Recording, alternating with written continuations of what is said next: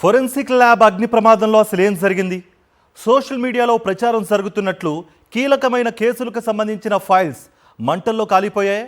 ఎన్ని కంప్యూటర్లు, ఎన్ని హార్డ్ డిస్క్లు, సర్వర్లకు నష్టం వాటిల్లింది? ల్యాబ్లోని ఏ సమాచారానికి నష్టం జరిగింది? పోలీసులు ఏమంటున్నారు? Watch it. తెలంగాణలోనే నేర పరిశోధనలకు అత్యంత కీలకమైన హైదరాబాద్ నాంపల్లిలోని ఫోరెన్సిక్ సైన్స్ ల్యాబొరేటరీ. అలాంటి ల్యాబ్లో అగ్ని ప్రమాదం జరగడం కలకలం రేపుతోంది. ఈ అగ్ని ప్రమాదంలో కీలకమైన ఫైల్స్ కాలిపోయాయని ప్రచారం జరుగుతోంది. అంతేకాదు, ఓటుకు నోటు కేసుకు సంబంధించిన కీలకమైన ఫైల్స్ కూడా మంటల్లో తగలబడ్డాయని, దీని వెనుక కుట్ర జరిగి ఉండవచ్చునని సోషల్ మీడియాలో పెద్ద ఎత్తున ప్రచారం జరుగుతోంది. అది వైరల్ అవుతోంది. అయితే ఈ వార్తల్లో వాస్తవం లేదని అంటున్నారు Telangana forensic science laboratory director Shikha Goel. In certain sections of the media, including the social media, about the cause of this fire and the loss caused to the case properties. It is reiterated that most of the case properties have already been retrieved.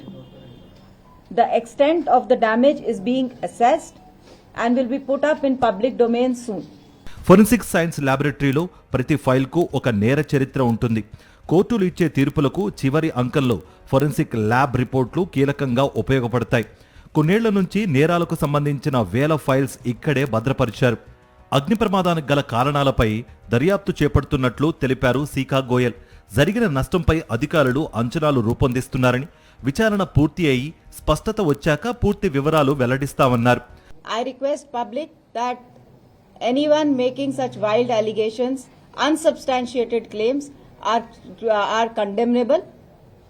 We are making all efforts to ensure that whatever areas of FSL are damaged, ventane they will also be start working. Meeta FSL lo pani jartunayi.